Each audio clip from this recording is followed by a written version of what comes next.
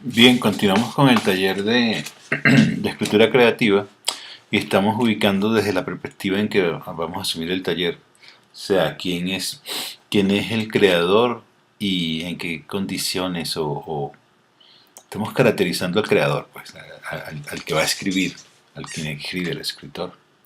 Voy a leer ahora un ensayo de Adolfo Vázquez Roca que se llama Nietzsche, la ficción del sujeto y las seducciones de la gramática. Abstract. El presente ensayo describe el acoso sistemático iniciado por Nietzsche a la noción de sujeto, continuado por las así llamadas, entre comillas, filosofías de la muerte del sujeto. Preguntas tales como qué es el sujeto o qué se puede decir de él, dónde se encuentra ese sujeto, quedan resignificadas y problematizadas bajo el prisma de estas controversias.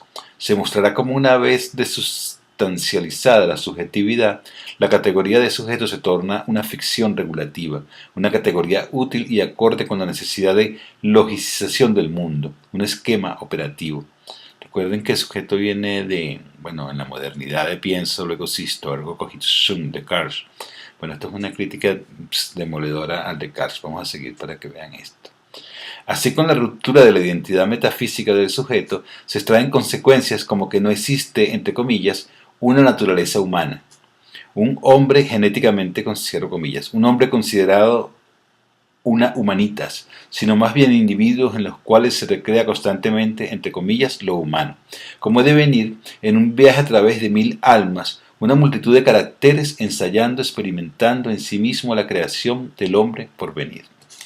Lo nuevo, en la concepción freudiana del inconsciente, es su afirmación de que nuestro yo inconsciente no es un animal mudo, hosco y tambaleante, sino más bien el par intelectual de nuestro sí mismo, consciente, el posible interlocutor de ese sí mismo, como lo expresa Reich, comillas. Freud democratizó el genio, dando a cada cual un inconsciente creador. Entonces Freud es bien interesante porque nos está hablando de que hay solo una capita así de racionalidad y lo demás está un océano enorme de cosas que suceden sin que tengamos ningún control de ello. De allí posiblemente venga la ficción, porque lo que estamos diciendo es cuál es la labor del creador y de dónde viene la ficción. Lo nuevo, en la concepción freudiana del inconsciente, es su afirmación de que nuestro yo inconsciente no es un animal mudo o osco tambaleante, sino más bien el par intelectual de nuestro sí mismo, consciente, el posible interlocutor de ese sí mismo, como lo expresa Freud, entre comillas. Freud democratizó el genio, dando a cada cual un inconsciente creador. Cierro comillas, cuando Freud sugiere que el yo no es dueño siquiera de su propia casa, parece aludir a la posible incursión de un invitado no deseado en la psique, como es el caso, por ejemplo, del inicio de la esquizofrenia, uno de los mecanismos de descentramiento del yo, cuando parece que alguien se hubiese metido en nuestros zapatos, alguien que tiene unas metas diferentes a las nuestras. Esta idea de que hay una o más personas astutas, expresivas e inventivas, operando detrás de la escena, guisando nuestros chistes, inventando nuestras metáforas y tramando nuestros sueños, disponiendo nuestros deslices y censurando nuestros recuerdos, es lo que cautiva la imaginación del lector profano de Freud. Como dijo el propio Freud, si el psicoanálisis se hubiese limitado a las neurosis, nunca habría traído la atención de los intelectuales. Fíjense, ¿ves? Estamos hablando de que hay alguien que nos dicta cuando estamos escribiendo, eso lo firmé antes, ¿no? Bueno, y que la ficción es una cosa que ocurre en otro lugar y que no pertenece a esta dimensión y que la traemos, y que en realidad nunca está aquí, se expresa a través materialmente de las palabras. Fue la aplicación de las nociones psicoanalíticas a la vida normal, lo que a su vez, lo que por vez primera sugirió que las ideas de Freud podían exigir una revisión de nuestra autoimagen. Como hemos expuesto en otro lugar, Freud, para la configuración de su teoría, recibe la influencia iluminadora de Nietzsche. Con este a señalar la ilusión totalizante del yo, acuña el concepto de ello.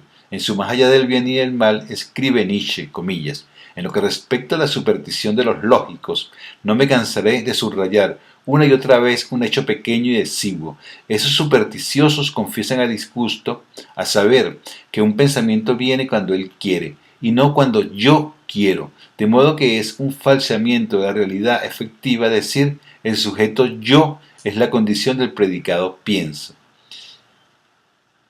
Ello piensa, pero pero que ese ello sea precisamente aquel antiguo y famoso yo, eso es, hablando de modo suave nada más que una hipótesis, una aseveración, y, sobre todo, no es una certeza inmediata.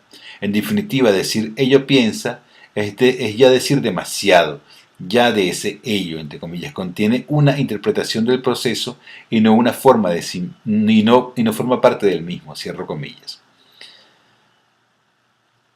Sí, hasta aquí llegó Descartes con su ergo cogito sum, pienso luego existo, porque aquí están diciendo que no pienso, sino que es eso, piensa cuando quiere y llega cuando quiere y no cuando uno quiere. Así como pasa con los cuentos, con las novelas y con las canciones. No llegan cuando tú quieres, llegan cuando ellas quieren. Acá sigo. Luego de este saludo a una obra mayor, vayamos a la tercera parte de la voluntad del poderío para ceñirnos al par placer-poder. Nos permitirá poner de relieve la discordancia entre la aspiración narcisista y la interacción de la diferencia. Comillas. Aunque se necesiten las unidades para poder contar, no quiere esto decir que tales unidades existan. El concepto de unidad está derivado del concepto de nuestro yo, que es nuestro más antiguo artículo de fe, escribe Nietzsche, oponiendo a la ilusión totalista ante la noción de cantidades dinámicas que viabilizan reacciones de tensión. Allí donde freudianamente ubicaríamos la pulsión, Nietzsche postula la voluntad de poderío. Este ensayo no lo voy a seguir leyendo, o sea, lo voy a seguir leyendo después, pero vean que nos ayuda a acuñar. La razón de cortar aquí es razones de, de que quepa en el espacio. Pero que el próximo comienza: en el pensamiento contemporáneo ha tenido lugar un acoso sistemático a la noción de sujeto, tal como la tradición científica filosófica la concibió, decretando su expulsión de los reductos de la psicología, la historia, la antropología y la sociología. Eso es un adelanto que vale en la próxima. Pero este material nos está apoyando para definir desde dónde estamos haciendo el punto de ataque de lo que estamos trabajando, qué es la ficción, de dónde viene la ficción, quién es el sujeto creador, quién es el creador, y concibiendo un poco la función de la literatura y la fenomenología de la literatura, más allá de la fenomenología, lo que está debajo sería el nómeno, ¿no? Lo que está debajo, lo que no se ve. Ahí voy pues. Nelson López, Caricuao, taller de iniciación al taller de escritura creativa.